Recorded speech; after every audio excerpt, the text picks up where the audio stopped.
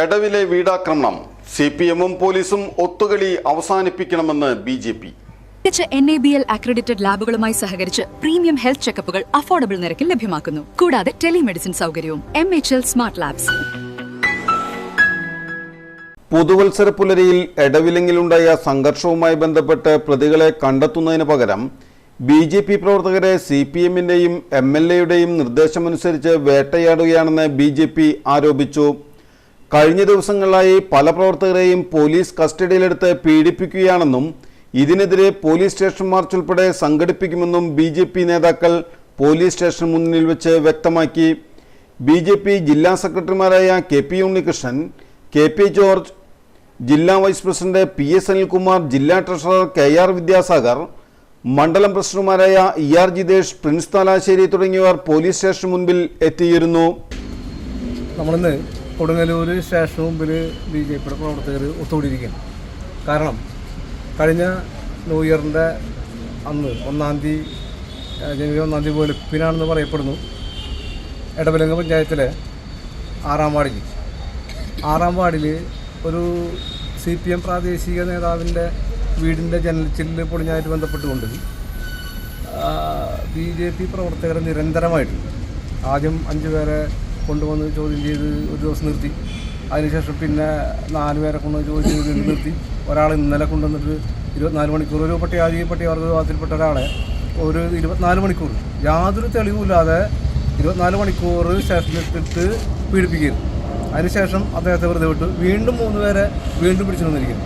BJPയുടെ യുവമോർച്ചയുടെ ഉത്തരവാദിത്തപ്പെട്ട ഒരാളെ കൊണ്ടുവന്നിരുന്നപ്പോൾ അപ്പോൾ ഏതാണ്ട് 11-12 പേരെ 3 ദിവസങ്ങളിലായിട്ട് ചോദ്യം ചെയ്യാനെന്ന് പറഞ്ഞിട്ട് വീട്ടിൽ കയറിയിട്ട് അറസ്റ്റ് കൊണ്ടുവരികയാണ്, കസ്റ്റഡിയിൽ കൊണ്ടുവരികയാണ്.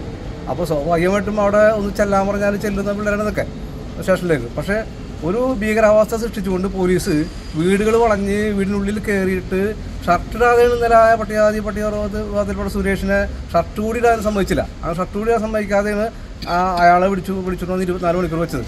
ഇത് നിരന്തരമായിട്ടുള്ള പീഡനമാണ്. സ്വാഭാവികമായിട്ടും അവിടുത്തെ MLA ടൈസൺ മാസ്റ്റർ സ്വാഭാവികമായിട്ടും അവിടെ അത്തരത്തിൽ സമ്മർദ്ദം ചെലുത്തിക്കൊണ്ട് പോലീസ് അത്തരത്തിലാണ് ഉപയോഗപ്പെടുന്നത്. അതുപോലെ തന്നെ അവിടുത്തെ ലോക്കൽ സെക്രട്ടറി ആയിരുന്ന ഇപ്പോൾ അവിടെ ഒരു വാർഡിൽ നിന്നും 6 വോട്ടിന് വിജയിച്ച് കയറിയ ഷഫീർ എന്ന് പറയപ്പെടുന്ന വ്യക്തിയും ഇതിൻ്റെ പുറയിലുണ്ട്. കാരണം BJP പ്രവർത്തകരെ നിരന്തരം പീഡിപ്പിക്കുന്ന ഒരവസ്ഥയിലേക്കാണ് പോകുന്നതെങ്കിൽ, കാരണം BJP പ്രവർത്തകർക്ക് ആ വിഷയമായിട്ട് ആ വീട് കല്ലേറുമായി ബന്ധപ്പെട്ട് യാതൊരുവിധ പങ്കില്ല.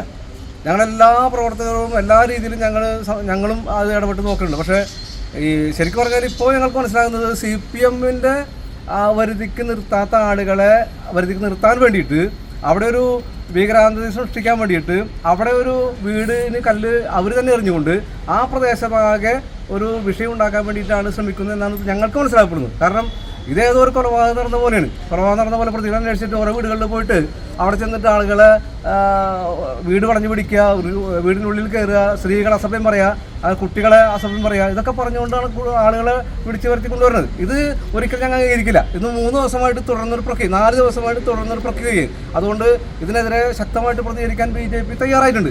നാളെ മുതൽ ഏതെങ്കിലും ഒരു പ്രവർത്തകനെ ആ പ്രദേശത്ത് പിടിച്ചുകൊണ്ട് വരാൻ പോലീസ് വന്നാൽ ആ പോലീസ് ജീപ്പ് ഞങ്ങൾ വളയും, ഒരു സംശയമില്ല കാര്യത്തിൽ.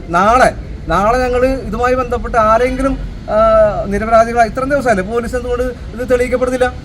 ഓരോരുത്തരെ പിടിച്ചിട്ട് വരാം, 2-3 പേരെ പിടിച്ചിട്ട് വരാം, എന്നിട്ട് ഇവിടെ ഇട്ട് പീഡിപ്പിക്കുക, ചോദ്യം ചെയ്യുക, ഭേദ്യം ചെയ്യുക. ഇതൊരു ശരിയായ ഒരു അന്വേഷണമല്ല. നിങ്ങൾ അന്വേഷിച്ചോ കുഴപ്പമൊന്നുമില്ല, നിങ്ങൾ അന്വേഷിച്ച് തെളിവുണ്ടെങ്കിൽ അറസ്റ്റ് ചെയ്തോ, ഞങ്ങൾക്ക് ഒരു വിഷയമില്ല കാര്യത്തിൽ. കാരണം നാട്ടിൽ ക്രമസമാധാനം വേണം. ഇത് CPM ആസൂത്രിതമായിട്ട് ആ പ്രദേശത്ത് ചെയ്തിട്ടുള്ള ഒരു സംഭവമാണ്.